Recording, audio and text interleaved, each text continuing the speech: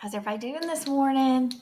Y'all ready for the next two chapters in the Magic Tree House? Pirates Passing Noon. Miss Wainwright's got it right here. Today we're going to be reading chapter 5 and 6. And just to kind of recap, in the last two chapters that we read, Jack and Annie were captured by Captain Bones, that vile pirate, and two other pirates, and they had found the golden M medallion from the treehouse. So we're going to read chapter 5, the kids' treasure, and see what's going to happen next. Jack and Annie watched in horror. The gold-greedy pirates seemed to have lost their minds. Jack nudged Annie. Together they started to back slowly away from the pirates towards the treehouse. Halt! Captain Bones shouted. He aimed his pistols at them. Not another step, lubbers! Jack and Annie froze. Captain Bones grinned his black-toothed grin. Tell old Bones where the rest is, he growled, or prepare to meet thy doom. What? What rest? Said Annie. The rest of the treasure, roared Captain Bones. I know it's on this island. I have a map. He reached into a belt pouch and pulled out a torn piece of paper. He waved it at Jack and Annie. Is that a treasure map? Asked Jack. Aye, it's the map telling about kids' treasure. Which kids' treasure? Not us kids, said Annie. We don't know anything about a kid's treasure. Why don't you read the map? Said Jack. You read it. Captain Bones shoved the map in Jack's face. Jack stared at the strange marks on the paper. What does that mean? Asked Jack. What does what mean? Asked Captain Bones. Those words. Jack pointed at the words at the bottom of the map. Well, it means... Captain Bones' good eye squinted at the writing. He frowned. He coughed. He rubbed his nose. Ah, leave him alone, Pinky growled at Jack. You know he can't read, said Stinky. Shut up, Captain Bones roared at his men. Jack and I can read, Annie piped up. Shh, said Jack. Captain, make him read the map, said Stinky. Captain Bones gave Jack and Annie a dark look. Read it, he growled. Then will you let us go, said Jack. The pirate squinted his good eye. Aye, lubber. When the treasure's in me hands, I'll let you go. Okay, said Jack. I'll read it to you. He looked at the map. It says, the gold doth lie beneath the whale's eye. Huh? Captain Bones scowled. What's that supposed to mean, lubber? Jack shrugged. Hang it! Take 'em back to the ship, shouted Captain Bones. They can rot there till they're ready to tell us how to find kids' treasure. Jack and Annie were tossed into the rowboat. Waves splashed the sides. The sky ahead was dark with thunderclouds. A strong wind had started to blow. Row, dogs, row, said Captain Bones. And there's the picture of the treasure map where it says the gold doth lie beneath the whale's eye. I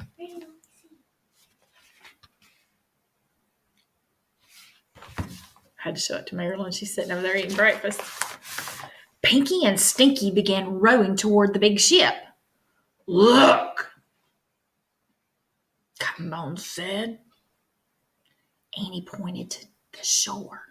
Look, Jack. Polly the parrot was flying over the sand. She wants to help us, whispered Annie.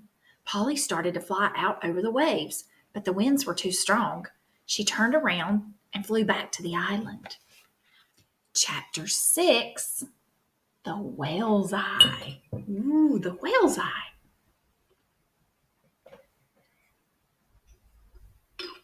What do you think that means? The whale's eye. Let's go back and look at our map. Here's the map. And it says it's under the whale's eye, but I'm not sure. I don't know if it means a real whale. We're going to read on and find out, though. The rowboat tossed from side to side. The waves were huge. Salty spray stung Jack's eyes. He felt seasick. "Hold her steady," shouted Captain Bones. He pointed at the sea. "Or we'll be meat for those evil brutes." Dark fins cut through the water. Sharks. One zoomed right by the boat. Jack could have reached out and touched it. He shuddered. Soon the rowboat pulled alongside the ship. The air was filled with fiddle music and bagpipes playing, and Jack heard jeers and shouts and ugly laughter. "Hoist them aboard!" Captain Bones shouted to his men. Annie and Jack were hauled onto the deck. The ship creaked and moaned. It rolled from side to side. Ropes flapped and snapped in the wild wind. Everywhere they looked, Jack and Annie saw pirates. Some were dancing, some were drinking, many were fighting with swords or with their fists. Look at that craziness going on. Can you imagine being pulled aboard a ship full of wild and crazy pirates? Yee! "Lock 'em in my cabin," Captain Bones ordered. A couple of pirates grabbed Jack and Annie and threw them in the ship's cabin, then locked the door. The air inside the cabin was damp and sour-smelling. A shaft of gray light came through a small round window. "Oh, man," said Jack. "We've got to figure out how to get back to the island." "So we can get into the treehouse and go home?" said Annie. "Right." Jack suddenly felt tired. How would they ever get out of this mess? "We'd better examine the book," he said. He reached into his pack and pulled out the pirate book. He flipped through the pages. He looked for information to help them. "Look," he said. He found a picture of pirates burying a treasure chest. This might help. Together they read the words under the picture. Captain Kidd was a famous pirate. It is said that he buried a treasure chest on a deserted island. The chest was filled with gold and jewels. "Captain Kidd," said Jack. "So that's the kid that Bones keeps talking about," said Annie. "Right," said Jack. Annie looked out the round window. "And Captain Kidd's treasure is buried somewhere on the island," she said. Jack took out his notebook and pencil. He wrote, "Captain Kidd's treasure on island." "Jack," Annie said. "Shh, wait a minute," he said. "I'm thinking." "Guess what I see," said Annie. "What?" Jack asked. He looked back at the book. "A whale." "Neat," he said. Then he looked up. "A whale? Did you say a whale?" "A whale. A huge whale, as big as a football field." Jack jumped up and looked out the window with her. "Where?" Jack asked. All he could see was the island and stormy waves and shark fins. "There," said Annie. "Where? Where?" "There! The island is shaped like a giant whale." "Oh, man," whispered Jack. Now he could see it. "See the whale's back?" said Annie.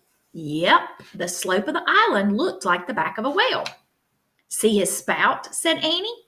"Yep, the palm tree that held the treehouse looked like the spout of the whale." "See his eye?" said Annie. "Yep, a big black rock looked like the eye of the whale." "The gold doth lie beneath the whale's eye," whispered Jack. Wow. And look at this picture, guys. It lets you see. Let's see if I can get it zoomed in. Look at that. The island does look just like a whale, doesn't it?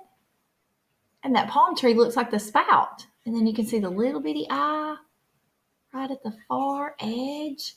And the other end looks like a tail. Yeah, see? See, Mary? She wants to see over there. All right, guys. So we're going to stop right there. And before we go, though, we're going to make a prediction. What do we think Jack is going to use this? How is he going to use this new information that he has? What do y'all think Jack and Annie are going to do now that they know what that means? The whale's eye, beneath the whale's eye. What do you think? I think that they're going to tell the pirates, wait, no, they're going to try to escape on the rowboat that's on the thing and go get the treasure and leave. Hey, I don't know if y'all can hear that. Marilyn said she thinks they're going to try to get the rowboat and escape back to the island and get the treasure and leave in the treehouse with it. I think that's a great prediction. And I was kind of thinking, well, maybe they're going to help Captain Bones find the treasure and then he'll let them go. Lots of different predictions we could make about this, guys. And the next time we read chapter 7, maybe we'll find out exactly how the author chose for Jack and Annie to use that information. I love you guys. I hope you enjoyed these chapters, and I'll see you again soon.